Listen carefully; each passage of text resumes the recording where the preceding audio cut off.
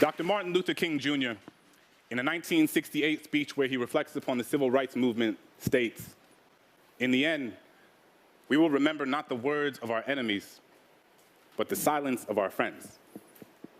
As a teacher, I've internalized this message. Every day, all around us, we see the consequences of silence manifest themselves in the form of discrimination, violence, genocide, and war. In the classroom, I challenge my students to explore the silences in their own lives through poetry. We work together to fill those spaces, to recognize them, to name them, to understand that they don't have to be sources of shame. In an effort to create a culture within my classroom where students feel safe sharing the intimacies of their own silences, I have 4 core principles posted on the board that sits in the front of my class, which every student signs at the beginning of the year. Read critically, write consciously, speak clearly, tell your truth. I find myself thinking a lot about that last point, tell your truth. And I realized that if I was going to ask my students to speak up, I was going to have to tell my truth and be honest with them about the times where I failed to do so. So I tell them that growing up as a kid in a Catholic family in New Orleans, during Lent, I was always taught that the most meaningful thing one could do was to give something up, sacrifice something you typically indulge in to prove to God you understand his sanctity. I've given up soda, McDonald's, French fries, French kisses, and everything in between. But one year, I gave up speaking. Figured the most valuable thing I could sacrifice was my own voice, but it was like I hadn't realized that I had given that up a long time ago.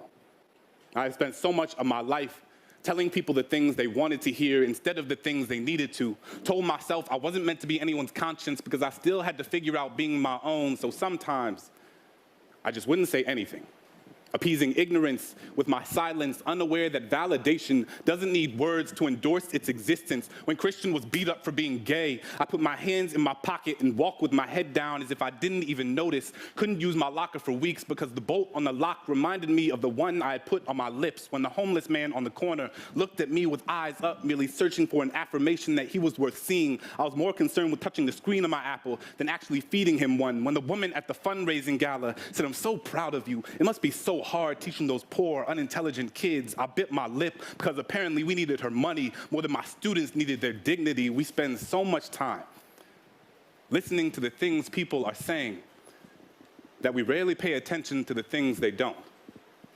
Silence is the residue of fear.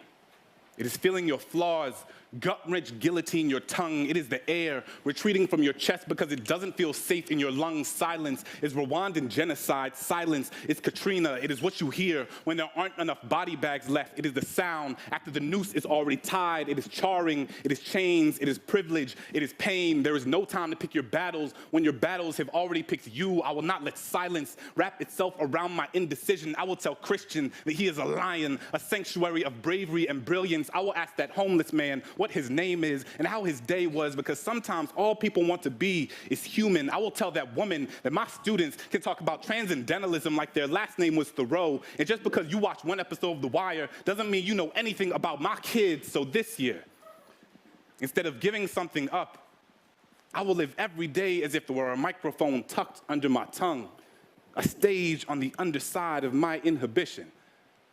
Because who has to have a soapbox when all you've ever needed is your voice? Thank you.